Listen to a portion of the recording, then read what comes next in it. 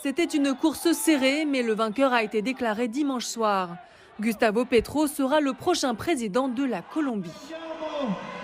Gustavo Petro, y soy su presidente.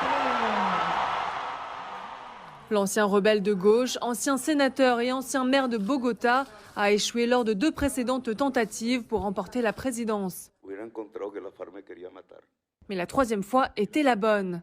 Gustavo Petro l'a emporté avec un peu plus de 50% des voix, contre le magnat de l'immobilier Rodolfo Hernandez, qui a obtenu un peu plus de 47%. Alors que la période de campagne électorale était remplie de tensions et de divisions, le président élu a appelé à l'unité nationale dans son discours d'acceptation. Il y aura des oppositions que parfois nous ne comprendrons pas, mais dans ce gouvernement, nous n'aurons jamais de persécution politique ni de persécution judiciaire. Nous n'aurons que du respect et du dialogue. Cette victoire marque une rupture historique avec les présidences colombiennes, traditionnellement conservatrices et de droite. Non seulement Gustavo Petro est le premier président de gauche de l'histoire du pays, mais sa colistière Francia Márquez deviendra la première personne d'ascendance africaine à occuper le poste de vice-présidente.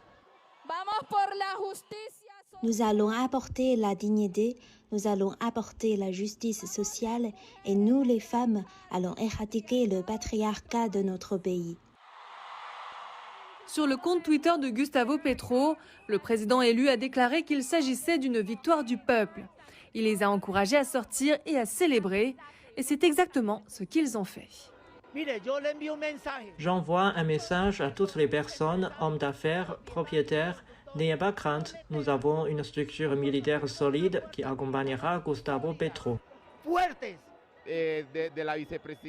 Avoir Francia Márquez à la vice-présidence nous apporte une énorme satisfaction car nous savons qu'elle travaillera pour nos communautés et nos territoires. La réduction de l'inflation et du chômage, la réduction des inégalités et la construction de la paix sont autant de questions sur lesquelles Gustavo Petro a fait campagne. Mais toute réforme proposée devra être adoptée par un congrès où son parti est minoritaire.